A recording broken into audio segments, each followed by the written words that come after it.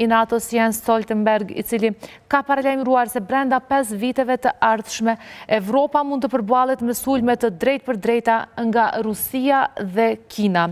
Paralajmërimi vjen nga institucioni më i lartë i sigurisë dhe nuk është vetëm teori, por një shqetësim konkret për stabilitetin si dhe për gjithë kontinentin e Evropës. Apo ndryshon rendi i ri botror dhe a do të ketë përballje bota me një tjetër valë konfliktesh të hapura? Këto do t'i diskutojmë së bashku me kolegun tonë Ardian Gaxheri. Ardian, mirëmëngjes, mirë se erdhe. Mirëmëngjes, Gonxhe, kënaqësi të jemi bashkë. Po ashtu në lidhje direkte kemi dy miq të emisionit tonë, është eksperti i sigurisë Bedri Elezi. Mirëmëngjese.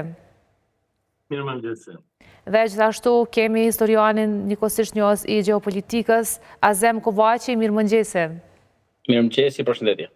Atëherë, Ardian, gjatë ditës së djeshme kemi parë një deklaratë të sekretarit të NATO-s, Stoltenberg. Ai tha që brenda 5 viteve mund të ketë një konflikt tjetër të hapur në Evropë dhe sulme nga Rusia dhe Kina. Po, kjo deklaratë e Stoltenberg është një reflektim i veprimeve ruse, duke u bazuar gjithnjë në dyshimet dhe po ashtu edhe në faktet cilat shtetet e Evropës i kanë të ndërhyrjes ruse, qoftë sabotazhit, spionazhit, por ata kanë shkuar edhe deri në vrasje, në organizim të komploteve e shumë çka tjetër në shtetet e Evropës. Për shembull, disa prej këtyre fakteve po i potencoj në Britani të Madhe, një burr është arrestuar për shkak se ka dashur të vë flakën një biznesi Ukrainas. Ai dyshohet se është rekrutuar nga një agent rus. Po ashtu edhe 4 të tjerë janë duke u hetuar në lidhje me këtë rast. Pastaj e kemi në Gjermani ku janë arrestuar 2 persona të cilët dyshohet që do bënin sulme edhe ndaj bazave amerikane, pra ndaj bazave ushtarake amerikane. Pastaj e kemi Lituanin. Në Lituani Moska ka përdorur pra rrjetet të organizuara kriminale, pra ka gjetur grupe kriminale për të organizuar komplote, atë konkretisht për t'i përdorur kundër personave të cilët janë opozitar të Rusisë. Dhe po ashtu në Poloni ka pas arrestime ku dyshohet për një grup i cili po organizonte pra për vrasjen e Volodymyr Zelenskit dhe kështu janë të ndryshme në shtetet të ndryshme të Evropës, pra ka pas sabotazh, spionazh, tentim vrasje e shumë çka tjetër dhe Evropa kryesisht po kërcënohet nga deti Baltik dhe nga shtetet skandinave pra nga Rusia. Mirë, Elezi, nëse NATO paralajmëron sulme nga Rusia dhe Kina, a do të thotë kjo që Evropa është realisht e papërgatitur për një përballje të tillë? Edhe me milionit ndaj mendimin se deklaratat e shefit të NATO-s janë shumë serioze dhe duhet të trajtohen njëkohësisht ashtu serioze dhe këto deklarata nuk përfshin vetëm Shtetet e Bashkimit Evropian, por përfshin edhe shtetet e Bashkimit Ballkanit, ku mund të themi se pjesë e këtij shqetësimi që ka ndarë shefi i NATO-s duhet të jetë edhe Kosova. Sigurisht që këto paralajmërime janë për të përgatitur opinionin për veprimet që ndërmerren nga shtetet të cilat janë anëtare të NATO-s dhe sidomos tek pjesa e angazhimeve shtesë financiare që NATO do të ketë në llogaritë të mbrojtjes dhe kjo do të ketë një impakt në sigurinë ekonomike të qytetarëve të Shteteve Bashkimit Evropian përkatëse shteteve anëtare të NATO-s. Dhe shefi i NATO-s me të drejtë bazuar në informacionet e shërbimeve të sekrete të NATO-s dhe shteteve anëtare të NATO-s, merr për bazë nevojën e konsumimit me qytetarët e këtyre vendeve për të përgatitur në rast se do të kemi ballafaqen të zjarrit mes NATO-s dhe shteteve Rusisë dhe Kinës. Me të drejtë ne mund të themi se ka nevojë që të komunikohet me qytetarë, të paralajmërohet rendi i ri i cili po ndodh, është evident ky rend. Ky rendi i ri botror mund të sjell vatra tjera të hapura të luftës? Thash, ky rendi i ri botror mund të vijë edhe përmes vatrave të luftës? Po, mund të sjell luftra. ndodhin përmes luftrave. Dhe padyshim që edhe ky rend i ri shoqëror vetëm është evident lufta, kemi lufta të shumta që po ndodhin në vende të ndryshme, dhe këto kanë bëjnë me organizimin e jetës së reja por rend të ri shoqëror. Dhe natyrisht që këto zhvillime zakonisht mund ndodhin përmes aktivitetet të ndryshme, qoftë luftës civile, luftës mes shtetësha, apo organizime tjera të cilat kanë të bëjnë me josiguri.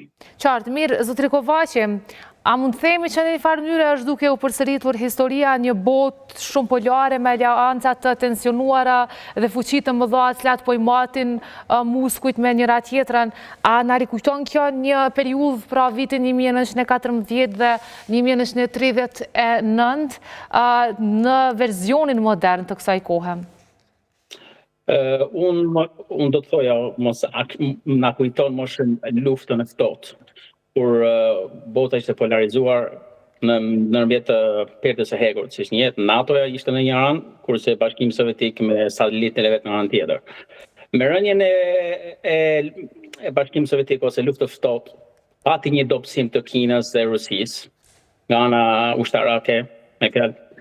Edhe perëndimi NATO ishte një pozitë goxha të fuqishme.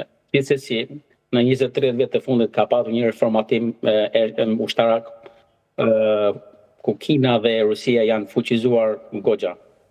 Edhe duke u përgjigjer pyetjes tënde, po është shumë e vërtetë, luftrat peshqit e më gjithmonë do ketë përplasje. Edhe por të a do ketë luftra, jo ball për ball, sepse do vite veç shkatrimi i botës, sepse ato janë gjigant, me fjalë janë dinosaur, nuk mund të ketë një përplasje drejt për drejt Amerikës me Kinën. Ashtu do ishte fundi i botës, unë nuk mendoj. Po do përdorin luftë proxy, satelit ose një palë të tretë. Sigurisht që ndodhi që ka ngjashme për shembull në Indi-Pakistan, ose për shembull mund ka një rrezikshmëri për shembull që edhe në Kosovë, diçka mund nga infiltrimet e shërbimit sekrete ruse mund bëjnë diçka që të destabilizojnë gjendjen. Për fjalë, përdorin palë të treta për përkimet ndryshme për të arritur përfitime gjeostrategjike diku tjetër, ose për lëshime pej diku tjetër. Nga këndvështrimi historik, a është e mundur një luftë tjetër botërore, apo këto janë thjesht ndryshime gjeopolitike që sot ndodhin, do të duheshin të ndodhin ndoshta më shumë përmes teknologjisë, sepse jemi në një periudhë moderne të teknologjisë, sesa përmes armëve? Ashtu është, rrezikshmëria gjithmonë është, në mbrapa, mendja një njeriu gjithmonë, rrezikshmëria është për një luftë të tretë botërore, do të ishte shkatrimi i botës. Me fjalë sepse teknologjia, ushtria, fuqizia, arritur maja të frikshme në nivel global. Me fjalë fuqi, është një por informatohet, siç e thanë edhe kolegët, një rend i ri botëror nga ana ushtarake, pak se po pate fuqi ushtarake, pastaj mund të bësh edhe dominimin në anën politike dhe ekonomike. Ajo dihet gjithmonë ka qenë dhe do jetë. Fuqizimi i Kinës po i riformaton këtë gjë, perëndimin dihet i kërcënuar. Unë për të riformatuar një sekretari i përgjithshëm i NATO-s paralajmëroi, unë e shoh në këtë këndvështrim. Paralarmimit i ishte më shumë një rikonfirmim i asaj, me fjalë për përcaktimin edhe një herë të Bashkimit Evropian me vizionin e qeverisë Trump, që duan që vendet europiane të investojnë më shumë në ushtritë e tyre përkatëse për fuqizimin e NATO-s. Patjetër që BE-ja ndihet e kërcënuar nga fuqizimi i Rusisë dhe Kinës dhe e shikon mbijetesën e saj ne vetëm nëpërmjet bashkimit me fjalë siç ka qenë me SHBA-n, përbashkë një front të përbashkët ushtara. Doja të dilni pak tek ndikimi i një lufte të mundshme në Evropë mes këtyre fuqive, si do ndikonte në vendin ton, Ardian? Evropa e potencova pak më herët është e rrezikuar nga deti Baltik dhe po ashtu andej nga Suedia, nga shtetet skandinave, dhe ajo që ka vlen të theksohet është neni 5 i NATO-s, cili do shtet i cili është antar i NATO-s edhe sulmohet, atëherë të gjitha ato shtete antare të NATO-s do jenë në luftë, prandaj kjo është një problem më i madh për shkak se zotri Kovaqi e përmendi luftën proxy, apo ata që se kuptojnë është lufta diverzante, përdoret një palë e tretë, për shembull përdoret Ukraina në një luftë mes një SBA-s edhe Rusisë, por nuk është një luftë direkte, ose përdoret Siria, që është përdorur dhe nuk janë në luftë direkte, por në luftë indirekte, palët ndërkohë janë në një huri që janë në luftë mes njëra tjetrës, por janë në një luftë të ftohtë, me një palë ndërmjetësuese në mes, e cila quhet dëm kolateral, në raport me qëllimet të cilat dojnë të arrijnë superfuqitë e mëdha. Rendi botror është sfiduar gjithmonë dhe vazhdon të sfidohet dhe vlen të theksohet që nga lufta e parë në luftën e dytë ka pas diku 40 vite, ndërsa nga lufta e dytë në të tretën kanë shkuar më shumë se 70 vite dhe shpresojmë që mos të ndodhi për shkak se teknologjia ka avancuar aq shumë saqë botës ka mundësi të i vijë fundi. Ndërkaq sa i përket ndikimit në vendin tonë në rast të një lufte botërore, ne jemi një shtet i brisht dhe pa dyshim që ne jemi në krahun e Shteteve të Bashkuara të Amerikës dhe NATO-s dhe do jemi të përkrahur nga ta, do jemi të mbrojtur nga ta, por në rast të ndonjë lufte botërore, pa dyshim që ata e kanë prioritet vendin e tyre dhe territoret e tyre dhe mund të menjanohemi në një farforme ose mbështetja të na mungoj, prandaj edhe neve si shtete, qoftë Shqipëria, qoftë Kosova, duhet të përgatitemi në çdo formë, qoftë ne si qytetar, qoftë ushtarakisht, qoftë në anën e mbrojtjes apo të policisë, në mënyrë që në rast të ndonjë incidenti apo ndonjë lufte të jemi të gatshëm se si të përgjigjemi. Qartë. Mirë, Eleze, a mund të jetë edhe Ballkani, veçanërisht Kosova apo veriu i vendit tonë, një nga zonat më të brishta nëse Rusia kërkon të destabilizojë Evropën përmes pikave të dobta, dhe a mund të ketë luftë edhe në vendin tonë në Kosovë? Pikërisht vendet e gatishme ballkanike që është Kosova dhe Bosnia janë, mund të themi, burimi kryesor eventual i përdorimit të këtyre forcave për ballafaqim mes fuqive. Dhe ju e dini që në gjitha deklarimet që Moskva zyrtare ka për çështje të cilat lidhen me gjeopolitikën, përfshin Kosovën dhe zhvillimet të Kosovës.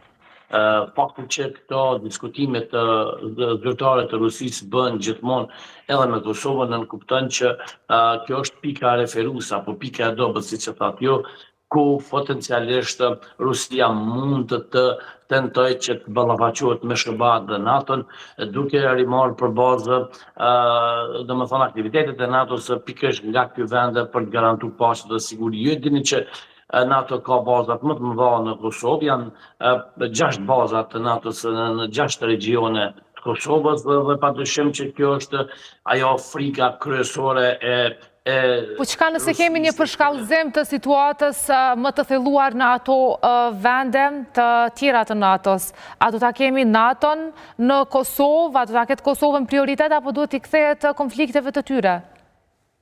Unë mendoj që nuk do të ketë mundësi në dimenzion që të defokusohen forcat anëtare të NATO-s nga vendet siç është Kosova dhe Bosnia, si burim eventual që mund të përdorë Rusia në vendet e tyre. Nuk e besoj që do të kemi në atë dimenzion zhvillime, por që do të ketë mundësi një përpjekje të Rusisë për të shfrytzuar këto dy situata, siç është Bosnia dhe Kosova, për ta goditur domethënë në angazhimin e SBA-ve dhe NATO-s në mënyrë që të korrë sukseset e saj, duke e bindur NATO-n të zhvendoset nga përpjekjet e saj për ta futur edhe Serbinë në kuadër të angazhimeve që kanë të bëjnë me sigurinë në të gjithëgatishmën. Ju e dini që Rusia po mban aleatën e saj, satelitin e saj Serbinë, pikërisht duke tentuar që ta mbajë larg NATO-s, duke tentuar që ta bëjë burim jo sigurie për NATO-n dhe duke tentuar që të përdorë si satelit eventualisht për ta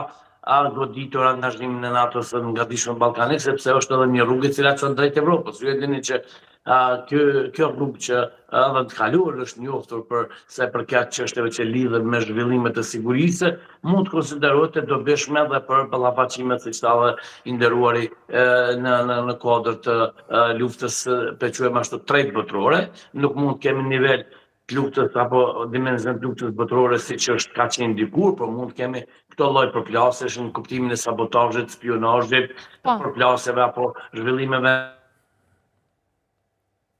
Më sa duket e humbëm rrjetën Elezit. Po kthehemi Ardian, po pa diçka për të shtuar? Po ta me rikujtu që lufta e parë botërore ka filluar në Ballkan, kur në Sarajevo në vitin 1914 është vrarë Franz Ferdinandi dhe gruaja e tij Sofia, dhe vendet apo shtetet e Ballkanit, vendet sikur shtetet e Ballkanit janë ideale për të filluar gjëra të tilla, pra për të përdorur si palë tretë, si shkaktar për diçka më të madhe, sepse janë më lehtë të manipulueshme, qoftë nga aspekti ekonomik, njerëz është më kollaj ti manipulosh, qoftë nga aspektet politike, nga idealizmat dhe në mënyra të ndryshme mund t'i manipulosh më lehtë njerëzit në shtetet në zhvillim sesa në ato të zhvilluara, sepse kanë një trashëgimi dhe kanë një kulturë të zhvilluar dhe është më zor t'i manipulosh. Prandaj vendet potenciale për një manipulim të tillë për arritjen e qëllimeve të forcave madhore janë pra vende e Ballkanit dhe aty ku fillon padyshim që pasojat janë edhe më të mëdha se sa në vende tjera. Mirë, ta pyesim historianin pikërisht për këtë çështje, mund të jetë Ballkani një piknisje e një lufte të tretë të mundshme? Me të vërtet, Ballkani ka qenë, do të jetë fuqi baruti, i themeni. E fjalë ka patur gjithmonë ato forkimet e veta. Gjithçka ka ndryshuar, po bëhet fjalë pra 1914 me 2025. Mentaliteti ose strategjia tash e luftës është më ndryshe, edhe pse ka forkime të forta në Ballkan. Në 1914 kondacioni ushtarak ishte kështu. Nëse Serbia, për shembull, sulmohej nga Austro-Hungaria, Rusia i deklaronte luftë Austro-Hungarisë. Tash kjo nuk ekziston më, për shembull, nëse Serbia për shembull mund të sulmohet diçka e tillë, Rusia mund ta ndihmojë indirekt ose ka me logjistikë me diçka e tillë, po nuk mund të hapë luftë gjithë botës. Me fjalë, ka ndryshuar strategji. A do ketë forkim? Mund të pravi qendroj asaj që thash më herët, palët e treta me fjalë do të përdoren. Destabilizimi i Ballkanit nuk ka vazhduar në vitet 90 dhe akoma është. Edhe këtu i vej fare shumë bashkimet Evropian Perëndimit, sepse nuk kanë vënë këmbën të konsoliduar mjaft Serbisë, në aspektin që ti ose me ne, ose me Serbinë. Si e them me ne? Gjeografikisht është në zemrët e Europës, tash ose do i bashkohesh NATO-s dhe Bashkinë Evropiane me ne, ose s'ka fare një qasje komplet ndryshe. Ata po polozin me dy porta, me Rusinë, dhe kjo nuk është e ndershme për ne shqiptarët. Se kjo është, ne shqiptarë jemi të ekspozuar, jemi jetë të brisht, sidomos në Kosovë, Mitrovica është akoma, si themi ne, në aspektet saj gjysmë konflikti ngrirë. Edhe gjithçka është, si themi ne, min me sahat. Kështu që do shohim se si të ecin gjërat, po një forkim perëndim Rusi për ne shqiptarët. A mund të jetë fatal? Një forkim i Rusisë me perëndimin mund të jetë fatal për shqiptarët? Mund të jetë fatal për gjithë, por vetë Evropën, jo vetëm për ne, kupton. Se ne jemi ku jemi qëndrim, ne jemi në pozitën me perëndimin, aty aderojmë, të bashkohemi Bashkimit Evropian, NATO-s, për të ecim përpara. Mirë, Elezin, po lutem, mund ta përfundosh patjetër?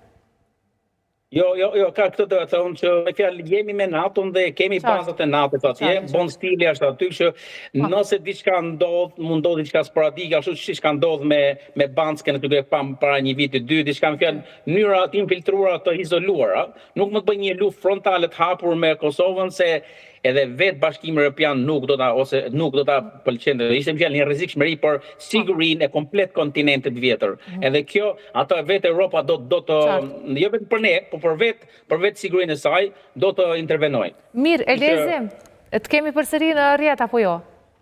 Po. Atëherë ishte duke biseduar për një luftë e mundshme që mund të jetë më tepër destabilizimi brendshëm, polarizim, spionazh, apo jo ishit këtu diku duke thënë.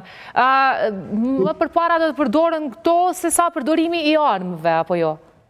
Sigurisht që veprimet e spionazhit, sabotimit janë pjesë e luftrave, domethënë pjesë taktike e luftrave, dhe nëse arrit qëllimi i një shteti përmes të reformave, siç u përmend edhe në studio se ka pas veprime të ngjashme në Britani, në Poloni, në Lituani, këto janë faktikisht aktivitete lufte, por që janë pikërisht desha të dalë. A jemi në një luftë nëse këto janë duke u përdorur gjithandej dhe nëse kjo është lufta moderne, a është Evropa në një luftë? Në fakt mund të them që po, sepse kemi shumë zhvillime në ditëve të fundit kemi përmendur edhe terrorizmin.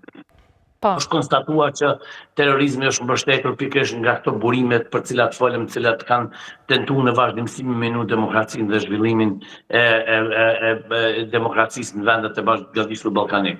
Kemi arrestuar së fundi edhe qytetarë që dyshohet që lidhen me spionazhin e që kanë për qëllim veprat e terrorizmit. Kemi sulme terrorizme gjithandej nga Evropa, ku faktikisht janë një farë lloj pjesë e kësaj lutje për të po flasim se në rast se Rusia dhe Kina kanë mbështetur grupet radikale terroriste, të cilat kanë kryer vepra terrorizmi duke privuar nga jeta qytetarë shumë, duke kryer akte terroriste në vende të ndryshme të Bashkimit Evropian, do thotë se në farë forme është duke zhvilluar ajo pjesa e luftës për të cilën kemi folur, dhe fakti që në Kosovë vetëm kemi rast ku një i arrestuar ka planuar fajin për aktivitet spionazhi, është mjaft e kuptueshme dhe mjaft e qartë se kjo për cilën neve po flasim vetëm po ndodh në dimension tjetër, e që neve duhet i marrim të gjitha masat të parandalojmë atë rastin siç kur ishte Banska. Ju e keni parë për shembull Banska, sulmet në infrastrukturën kritike janë pikërisht taktika të luftës për cilën neve po flasim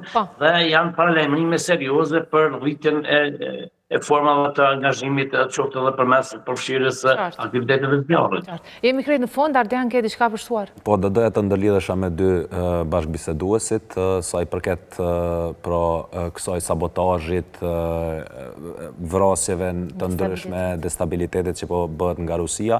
Ka më shumë se një dekadë që një gjë e tillë po ndodh. Pra që një dekadë në luftë. Po, faktikisht jemi për më shumë se një dekadë në luftë të ftohtë.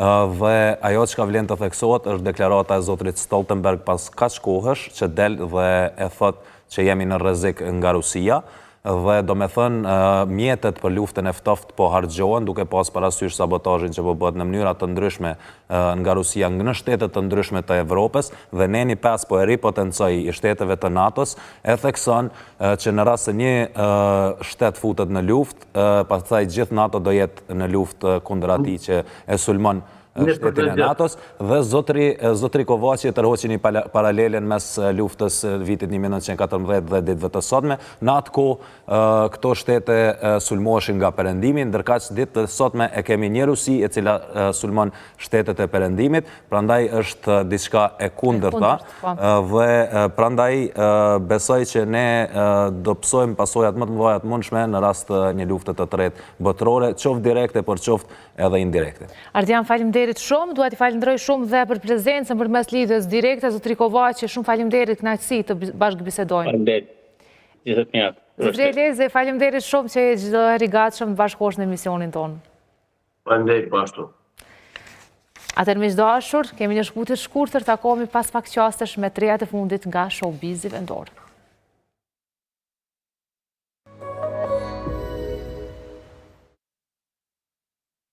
DEB është këshilltari juaj financiar që kryen kërkesat tuaja me shpejtësi. DEB, mbështetja e fuqishme për biznese. Pyetja më e mirë që më bëhet në Kosovë.